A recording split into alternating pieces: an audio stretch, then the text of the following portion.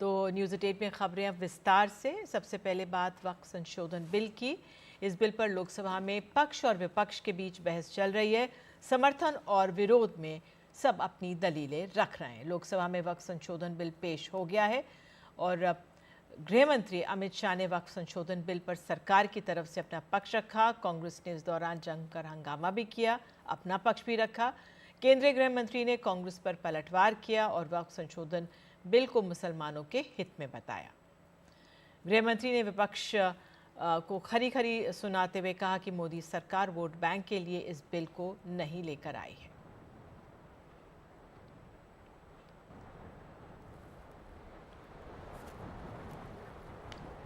तो गृह मंत्री ने कुछ ही देर पहले क्या क्या कहा है, कुछ अहम बिंदुओं आपके जरिए आपको बता देते हैं क्या मुख्य बातें रहीं। गृह मंत्री ने कहा है कि हर राज्य की ज़मीन पर वक्फ का कब्ज़ा, गुरुद्वारे की ज़मीन को वक्फ को सौंपा गया। प्रयागराज में वक्फ को ज़मीन दी गई। वक्फ की चोरी करने वालों को जेल की सज़ा। वक्फ की संपत्ति के रख रखाव के लिए ये बिल है। लालू प्रसाद यादव ने कहा था कड़ा कानून आना चाहिए, वोट बैंक के लिए वक्फ संशोधन कानून नहीं लाएंगे। मोदी सरकार वोट बैंक के लिए काम नहीं करती है। सरकार में पिछड़ों को संवैधानिक अधिकार मिला है। मुस्लिम समझ जाएंगे कि बिल उनके फायदे के लिए है। 2013 में हुए संशोधन की वजह से बिल लाना पड़ा।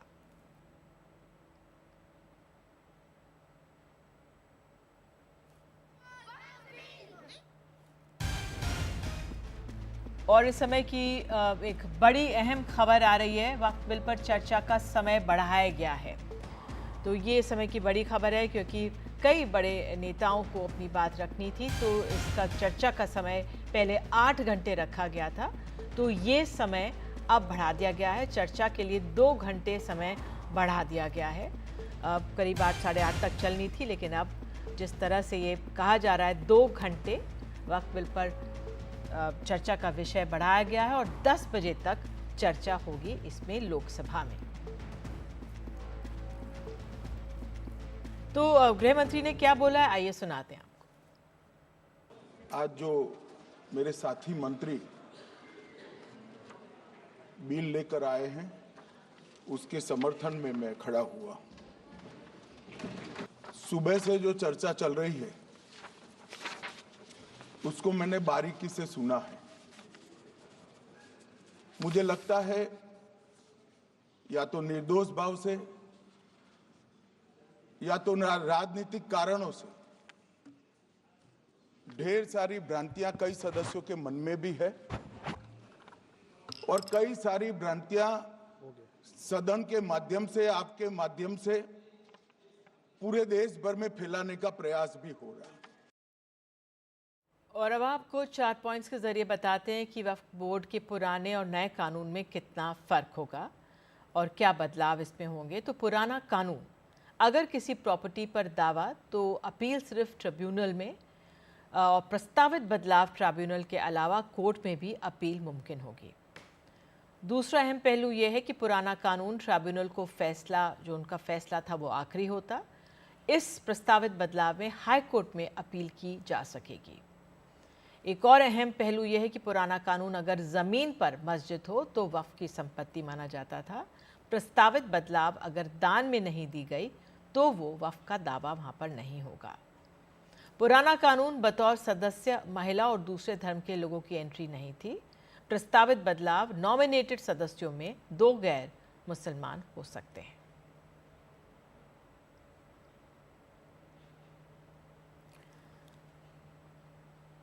तो कांग्रेस के गौरव गोगोई ने जमकर बिल का विरोध किया। उन्होंने कहा है कि संविधान के साथ छेड़छाड़ है। उधर कानून मंत्री किरेन रिजिजू ने कहा कि इससे संविधान को बचाया जा रहा है। आइए सुनते पक्ष और विपक्ष के नेताओं ने क्या क्या कहा।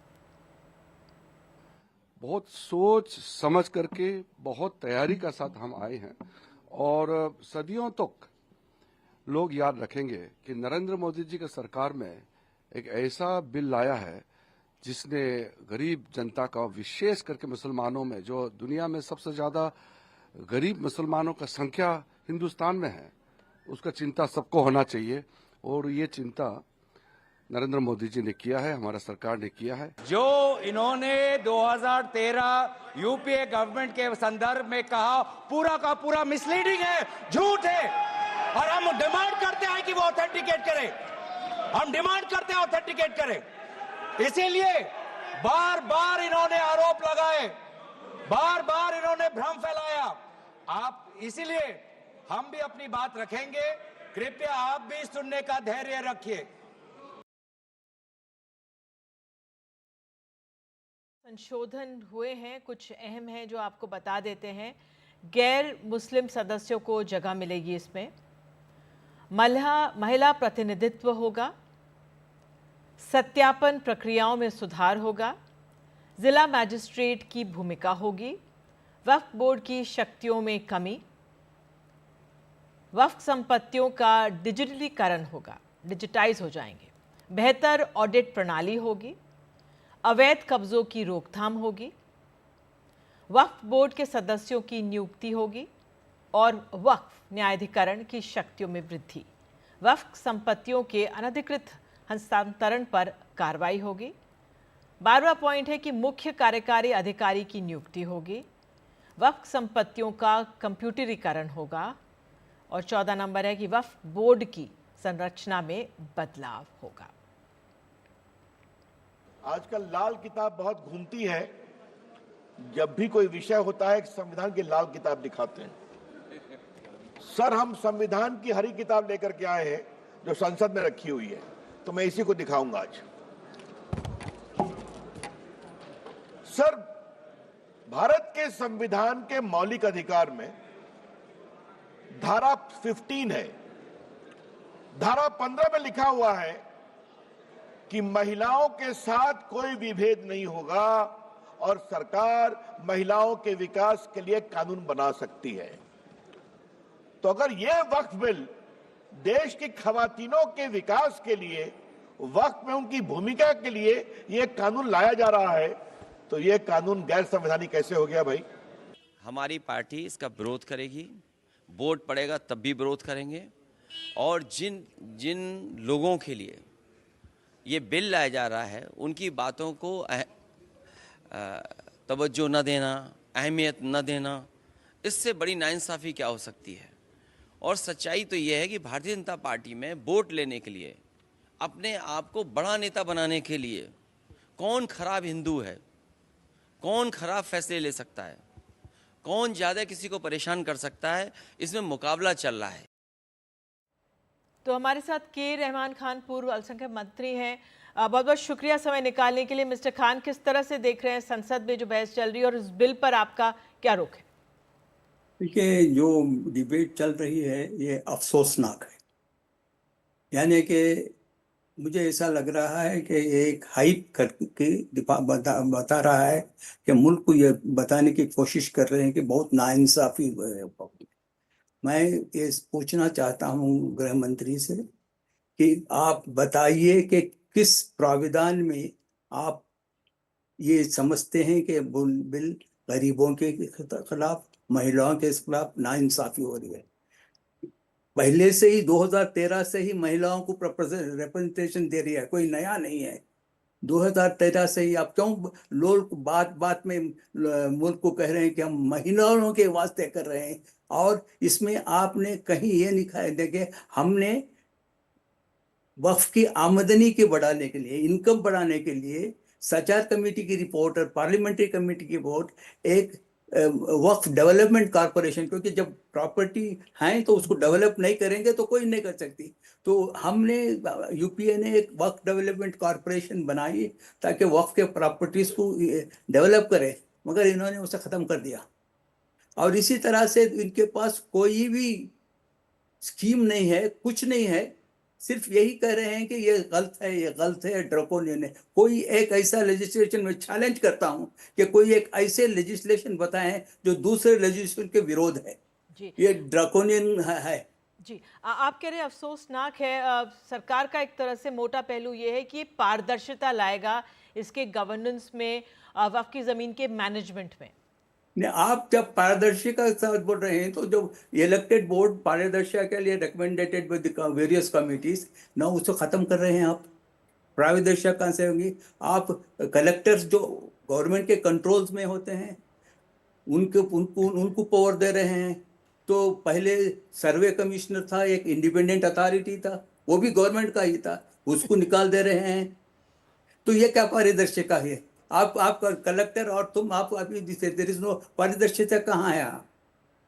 कोई चीज जो है, इन्होंने बीजेपी ने 2009 में अपने मैनिफेस्टो में कहा था कि मेरी रहमान खान की कमेटी बीजेपी के मैनिफेस्टो में लगे कि हम पारदर्शिता के लिए जो उन्होंने रिकमेंडेशन करेंगे वो इंट्रोड्यूस करेंगे।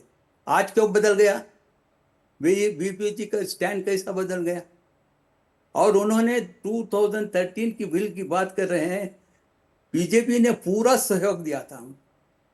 अगर और ये जो बात कर रहे हैं कि ये लिमिटेशन एक्ट निकाल दिए हैं, मैं आपके सामने देश को बताना चाहता हूं कि जो 1995 में ये जो लैंड इसमें लिमिटेशन एक्ट अमेंडमेंट देने वाले बीजेपी थे। देखिए उस वक्त की सोच कैसी थी। तो मिलके 15 साल ये बिल में थी। मैं 4 साल जेपीसी का चेयरमैन था, एक भी बीजेपी मेंबर ऑब्जेक्ट नहीं किया और उसको वेलकम किया है। तो आज इनके सोच में खोट है, ना कि प्रावधान में। इनकी सोच में खोट है, क्योंकि इनका थिंकिंग है कम्युनल करके लोगों को उसको लोगों में ये लाए वक्त को, क्योंकि लोगों को ज्यादातर मालूम नहीं है। वक्त करके करते हैं कि तो मुसलमानों के लिए कुछ करते रह रहे हैं, मुसलमानों के लिए कुछ नहीं कर रहे हैं। ये जिसने ट्रिब्यूनल्स हैं, जितने कमिटीज फंक्शन कर रहे हैं दूसरे डिपार्टमेंट में, वही है, उसमें कोई बदलाव नहीं। ठीक है, के रहमान खान साहब, बहुत बहुत शुक्रिया जुड़ने के लिए। आप 2013 में आप ही लाए थे और सरकार कह रही है कि अब जिस तरह से तब आया था इसलिए हमें ये बिल लाना पड़ा है। बहरहाल आगे बढ़ रहे हैं। हमारे सहयोगी प्रशांत, मुझे बताया जा रहा है, हमारे साथ मौजूद हैं। प्रशांत, तो चर्चा का समय बढ़ा दिया गया है, 2 घंटे और बढ़ा दिया गया है। 8 घंटे पहले रखा गया था, विपक्ष कह रहा था 12 घंटे रखिए, तो सरकार ने 8 घंटे रखा। अब जिस तरह से 2 घंटे और बढ़ाया गया है, क्या कारण? नहीं, देखिए, कल भी जब बिजनेस एडवाइजरी कमेटी की मीटिंग में ये फैसला हुआ था कि बिल को आज लाया गया था और 8 घंटे चर्चा का समय रखा गया था, जिस पर कई विपक्षी दलों का विरोध था, वो ज़्यादा समय चाहते थे। तो कल भी किरेन रिजिजू, जो संसदीय कार्य मंत्री भी हैं और अल्पसंख्यक मामलों के मंत्री भी हैं, जिनके बिल पर चर्चा हो रही है, उन्होंने कल भी कहा था कि अगर ज़रूरत पड़ेगी तो हम समय और बढ़ाएंगे। और इसलिए आपने देखा कि अभी 8 बजे लोकसभा में ये इस बात पर सहमति बनी कि 2 घंटे कम से कम और समय बढ़ा दिया जाए। हालांकि मेरी जानकारी ये है कि अभी बहुत से वक्ता बाकी हैं छोटी छोटी पार्टियों के, जैसे असदुद्दीन ओवैसी, पप्पू यादव। मैंने 2-3 लोगों से पूछा, इन सबों के नाम अभी भी शामिल हैं। तो अभी इन लोगों को भी बोलना है और बीजेपी और कांग्रेस के भी कुछ वक्ता बाकी हैं। तो मुझे लगता है कि 10 से और ज़्यादा भी समय शायद बढ़ाया जाएगा।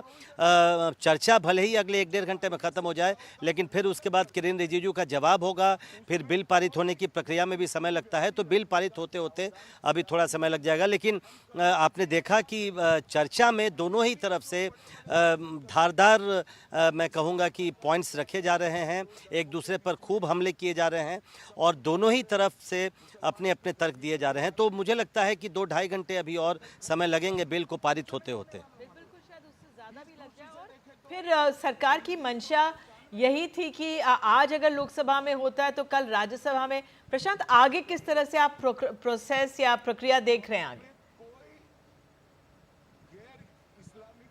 नहीं, देखिए, ये तो सरकार के लोग बिल्कुल साफ कह रहे हैं कि आज ही उनकी मंशा है कि इस बिल को पारित करवाएं और लग भी रहा है कि आज ही वो बिल, जितनी भी देर लोकसभा को बैठना पड़े, लेकिन बिल ये आज ही पारित होगा और कल इसको राज्यसभा में भी टेकअप किया जाएगा। कल सभी पार्टियों ने राज्यसभा के लिए भी अपने सांसदों के लिए व्हिप जारी किया हुआ है। तो कल ही राज्यसभा में यहाँ से पारित होने के बाद तुरंत ही राज्यसभा में इस बिल को भेजा जाएगा और कल ही इस बिल पर राज्यसभा में भी चर्चा की जाएगी और वहाँ भी 8 घंटे का समय दिया गया। तो मुझे लगता है कल राज्यसभा में भी ये बिल पारित हो जाएगा, तो दोनों सदनों से ये बिल पारित हो जाएगा। तो कल राज्यसभा में इस बिल को पारित करवा लिया जाएगा, आज देर रात लोकसभा से पारित होने के बाद। बिल्कुल, धन्यवाद प्रशांत आपका। और वाकई में आज एक अरसे बाद धारदार चर्चा देखने को मिल रही है सत्ता पक्ष और विपक्ष की ओर से। और आइए आगे बढ़ते हैं और आपको बता दें कि वक्फ संशोधन बिल एक तरफ हर तरफ से सियासत गर्म ही है, विपक्ष विरोध कर रहा है, तो देश के कई हिस्सों में तस्वीरें भी आई हैं जहां पर मुस्लिम समाज के कुछ लोगों ने इसका समर्थन किया है। भोपाल से तस्वीरें आई हैं, लोग सड़कों पर उतरे हैं, महिलाएं भी देखिए आप सड़कों पर उतरी हैं, मिठाइयाँ बांटने की भी तस्वीरें आ रही थी। हमने सुना सरकार की तरफ से कहा जा रहा है कि महिलाओं के लिए ये सकारात्मक बिल है, उनकी नुमाइंदगी होगी। जिस तरह से क्या ज़मीन दे दी जाती थी उसमें उनको नहीं मिलता था हिस्सा, क्या इससे मिलेगा। तो ये अपने आप में कई पहलू हैं जिन पर गौर करने की ज़रूरत है। और ये महिलाएं हम देख सकते हैं सड़कों पर उतरी हैं, मोदी जिंदाबाद के नारे भी लगाया हैं। उधर मुंबई से भी ये तस्वीरें आप देख सकते हैं, सड़कों पर यहाँ से भी तस्वीरें आई हैं, मिठाइयाँ बांटी जा रही हैं। तो ये एक तस्वीर के पहलू हैं जो जिस तरह से गर्मा गर्म बहस चल रही है। और सीधे असदुद्दीन ओवैसी बोल रहे हैं, आइए उनको सुनते हैं अब लोकसभा में। மாண்புமிகு அவைத் தலைவருக்கு வணக்கம். இந்த வக்ஃப் திருத்தச் சட்ட மசோதாவை முற்றாக நான் எதிர்க்கிறேன். இது இஸ்லாமியர்களுக்கு மட்டுமல்ல, தேசத்திற்கே எதிரானது, தேச ஒற்றுமைக்கும் ஒருமைப்பாட்டுக்கும் எதிரானது, அரசமைப்பு சட்டத்திற்கு எதிரானது. ஆகவே இந்த சட்டத்தை விடுதலை சிறுத்தைகள் கட்சியின் சார்பில் மிக வன்மையாக எதிர்க்கிறேன். இந்த சட்ட மசோதா இஸ்லாமியர்களுக்கான சொத்துக்களை முற்றாக அபகரிப்பதற்கான ஒரு சதி முயற்சியாகவே தெரிகிறது. இஸ்லாமியர்கள் तो ये संसद में चर्चा चल रही है और जिस तरह से प्रशांत बता रहे थे कई पार्टियों के सांसद हैं, उनकी बारी है बोलने की, उनको भी समय दिया गया है। तो एक तरफ संसद में वक्फ बिल पर बहस जारी है, दूसरी तरफ उत्तर प्रदेश में सुरक्षा बढ़ा दी गई। यूपी के संवेदनशील जगहों पर पुलिस की कड़ी सुरक्षा है, जिसमें मुजफ्फरनगर, आगरा, संभल में जगह जगह पुलिस मार्च कर रही है। किसी भी तरह की शांति भंग ना हो, इसलिए पुलिस पूरी तरह से सतर्क है। वक्फ बिल को लेकर यूपी में सभी जोन्स में अलर्ट है। लखनऊ में भी पुलिस और पैरामिलिट्री ने फ्लैग मार्च किया है। आगरा की भी आप तस्वीरें देख रहे हैं, लखनऊ की भी तस्वीरें देख रहे हैं कि किस तरह से पुलिस अलर्ट मोड पर आ गई है। और छुट्टियां भी जो थी वो रद्द की गई हैं और चौकसी हर तरफ है। एनडीटीवी ने मौके का जायजा लिया, हमारे सहयोगी रणवीर दे रहे हैं हमें और जानकारी। वक्फ संशोधन बिल 2024 आज लोकसभा में पेश हो रहा है और इस बीच पूरे उत्तर प्रदेश में सुरक्षा व्यवस्था बढ़ाई गई है। मैं राजधानी लखनऊ में हूँ। लखनऊ समेत उत्तर प्रदेश के सभी जिलों में पुलिस चाक चौबंद सुरक्षा व्यवस्था बनाए रखने के लिए फ्लैग मार्च कर रही है। तस्वीरों में आप देखिए कैसे जो पुलिस और एसएसबी के जवान हैं ये यहाँ पर पुराने लखनऊ में इमामबाड़े के आसपास फ्लैग मार्च कर रहे हैं। और इसी तरह से अलग अलग जगह जो संवेदनशील इलाके हैं वहाँ पर पुलिस फ्लैग मार्च कर रही है, लोगों से शांति बनाए रखने की अपील कर रही है। जो प्रभावशाली लोग हैं उनसे बात करके सुरक्षा व्यवस्था कैसे बनी रहे, कैसे शांति बनी रहे, इसके लिए आग्रह किया जा रहा है। तो ये आप तस्वीरों में देखिए कि ये पुराना लखनऊ है, घंटाघर का इलाका है, अगल बगल जो इमामबाड़ा है और यहाँ पर एसएसबी के जो जवान हैं और पुलिस के जो जवान हैं वो फ्लैग मार्च कर रहे हैं। एक अपील कर रहे हैं कि जो राजनीति है, राजनीति तय करेगी कि बिल पास होगा या नहीं होगा, लेकिन सड़कों पर उपद्रव बर्दाश्त नहीं होगा। और इसी को लेकर के उत्तर प्रदेश के डीजीपी प्रशांत कुमार ने एक निर्देश जारी किया है कि जो भी हंगामा करेगा, जो भी उपद्रव करेगा, उसके खिलाफ उत्तर प्रदेश में कार्रवाई होगी। तो ऐसे में शांति व्यवस्था बनी रहे, इसके प्रयास के तहत ये फ्लैग मार्च किया जा रहा है। लखनऊ से कैमरा पर्सन वीरेंद्र सैनी के साथ रणवीर, एनडीटीवी इंडिया। और आइए अब बात कर लेते हैं इनकम टैक्स की। अलीगढ़ में कुछ लोगों को आयकर विभाग ने इतना रईस समझ लिया कि उन्हें करोड़ों रुपए का इनकम टैक्स का नोटिस भेज दिया। इनमें से कोई 4 ग्रेड में काम करता है तो कोई जूस बेचता है। देखिए एक रिपोर्ट। अलीगढ़ के बन्ना देवी थाना क्षेत्र के तार वाली गली में रहने वाले रईस जूस की दुकान चलाते हैं, लेकिन शायद आयकर विभाग ने उन्हें वाकई में रईस मान लिया। इन्हें 7,89,02,457 उठवा के देखा था तो उसमें 7 करोड़ कुछ का नोटिस आया था। तो मैं जो उसके देख के वो दहशत में आ गया। मैंने कैसा है किसका है ये, मेरा बीपी बढ़ गया था, दवाई भी खाई थी मैंने, परेशान हो गया मेरे इस मामले से। रईस अकेले नहीं है, योगेश शर्मा भी इनकम टैक्स के नोटिस को लेकर सदमे में है। उन्हें आयकर विभाग से 11 करोड़ 11,85,991 रुपए का नोटिस मिला। योगेश की आर्थिक स्थिति पहले से ही दयनीय है।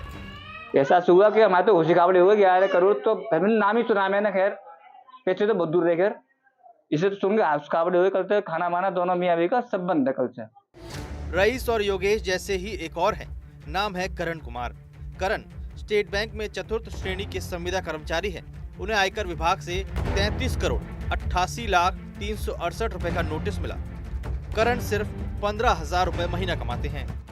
हमारे कोई फर्म नहीं है, हमारा तो दादालाई मकान है जिसमें हम 3 भाई रहते हैं जी फैमिली के साथ में। इस सेट के कोई बिजनेस व्यापार नहीं है? नहीं, कोई बिजनेस नहीं है, कोई व्यापार नहीं है। इनकम टैक्स डिपार्टमेंट द्वारा नोटिस आया है 33 करोड़ 88,85,368 रुपए का, जो बहुत बड़ी अमाउंट है, जो कि मेरे बस की है नहीं है। और ये कब हुआ, कैसे हुआ, इसके बारे में मेरे को कोई जानकारी है नहीं है। सरकारी एजेंसियां इस मामले की जांच कर रही हैं। यह संदेह है कि इन लोगों के पैन और आधार कार्ड का दुरुपयोग किया गया है। सवाल है कि क्या यह कोई संगठित गिरोह है जो इन दस्तावेजों का दुरुपयोग कर रहा है। अलीगढ़ से अदनान खान की रिपोर्ट, NDTV इंडिया।